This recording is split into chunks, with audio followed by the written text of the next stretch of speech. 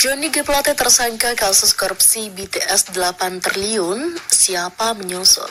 Sudah barang tentu perkaranya masih berkembang terus.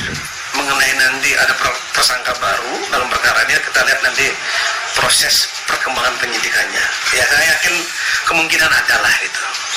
Itu dari pemerintahan atau sektor swasta begitu? Saya tidak mau jawab karena ini masih berjalan. Ya, karena dari 23 yang kita lakukan pencekalan ini punya potensi untuk memberikan keterangan yang sangat signifikan untuk mengungkap perkara ini. Yang ini tentu melibatkan banyak pihak. Kalau tadi pertanyaannya apakah mungkin akan berkembang ke pihak lain, sangat mungkin.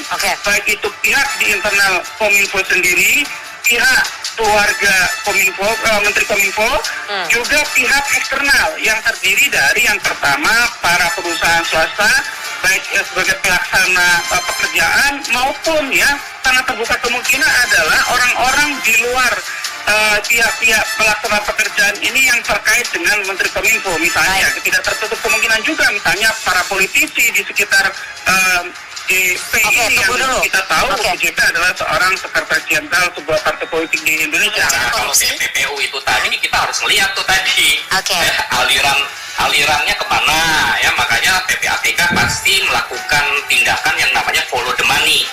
Jadi walaupun nanti beralih wujud ya uangnya tadinya bentuknya cash money, uang berubah misalnya jadi mobil, berubah misalnya jadi tas, ya berubah misalnya jadi jam. Nah itu nanti akan ketahuan juga tuh, akan dilihat juga, maka itu bisa aja langsung nanti disita dan kemudian dirampas. Menurut saya kalau di corruption karena jumlahnya besar itu biasanya diikuti dengan pencucian uang. Karena apa? Jumlahnya besar. Kalau dia makan muntah dia. Jadi biasanya jumlah korupsi yang besar itu pasti ada upaya menyamakan asal usul harta yang berasal dari tindak pidana itu. Jadi biasanya kalau greedy corruption harusnya ikutnya ada TPPU di belakang korupsi itu. Jadi korupsi dan uang. Menteri Komunikasi dan Informatika Johnny G. Plate mengenakan baju tahanan berjalan menuju mobil tahanan usai menjalani pemeriksaan di Kejaksaan Agung Jakarta pada Rabu 17 Mei. Kejaksaan Agung menjerat serta menahan Menteri Komunikasi dan Informatika Johnny G. Plate. Sekjen Nasdem itu dilihat turun terlibat dalam kasus pengadaan BTS Bakti Kominfo yang merugikan negara 8 triliun. Bersama dengan Plate, sudah ada 5 tersangka lain yang dijerat, mulai dari rekanan pengadaan hingga di Rut Bakti Kominfo. Semua itu mungkin, kemungkinan itu mungkin saja. Ini kan tergantung dari penyidik, tergantung dari hasil pemeriksaan teman-teman.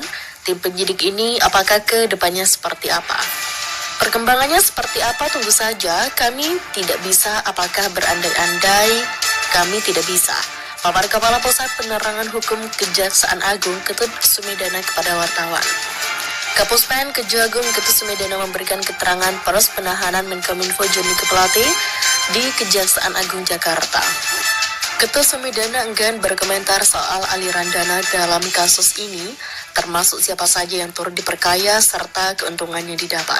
Kita belum sampai ke urusan-urusan yang seperti tadi, karena itu konsumsi penyidik kita tidak boleh membawa alirannya kemana saja, ujar dia.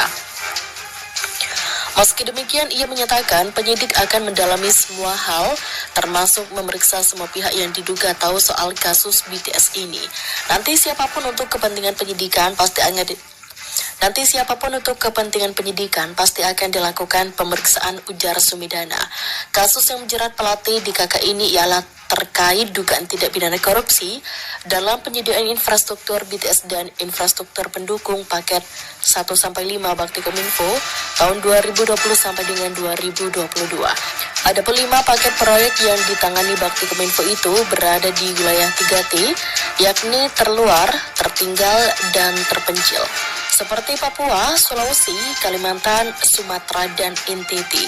Proyek tersebut diinisiasi sejak akhir 2020 terbagi atas 2 tahap dengan target menyentuh 7.904 titik black spot serta 3T hingga 2023. Tahap pertama BTS berdiri ditargetkan di 4.200 lokasi rampung pada tahun 2022 dan sisanya diselesaikan tahun 2023. Dari laporan kumparan yang dipublikasikan 3 April 2023 lalu, setidaknya ada beberapa temuan yang menunjukkan kejanggalan pada mega proyek ini. Bahkan disebut korupsi sejak dini sejak perencanaan dimulai. Indikasi proyek BTS dikorupsi sejak dini, dari laporan itu disebut nampak dari fiktifnya studi kelayakan. Praktik korupsi itu kemudian berlanjut hingga mengondisikan tender dan eksekusi di lapangan. Diduga terjadi manipulasi pertanggungjawaban progres proyek sehingga seolah-olah pencairan 100% dapat dilaksanakan terlebih dulu.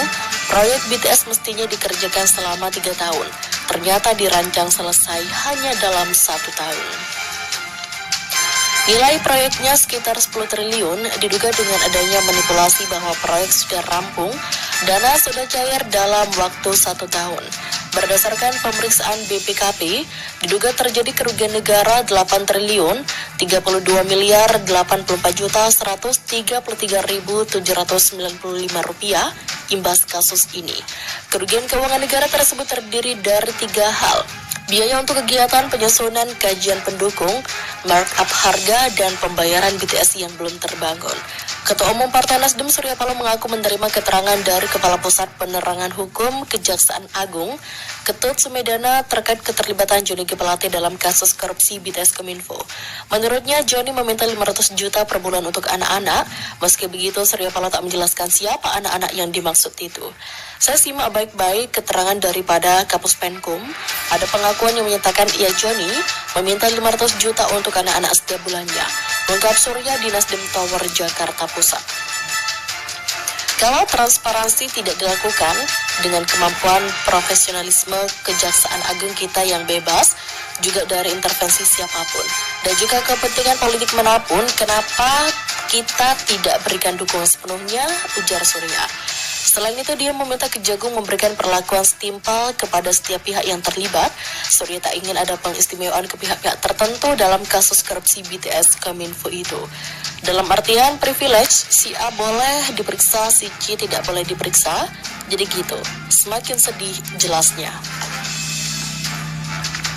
Kejaksaan Agung menjerat serta menahan Menteri Komunikasi dan Informatika Johnny G. Plate. Sekjen Nasdem itu dilihat turun terlibat dalam kasus pengadaan BTS Bakti Kominfo yang merugikan negara 8 triliun. Bersama dengan Plate, sudah ada 5 tersangka lain yang dijerat, mulai dari rekanan pengadaan hingga di Rut Bakti Kominfo. Semua itu mungkin, kemungkinan itu mungkin saja. Ini kan tergantung dari penyidik, tergantung dari hasil pemeriksaan teman-teman. Tim penyidik ini apakah ke depannya seperti apa? Perkembangannya seperti apa tunggu saja, kami tidak bisa apakah berandai-andai, kami tidak bisa. Paparan Kepala Pusat Penerangan Hukum Kejaksaan Agung Ketut Sumedana kepada wartawan.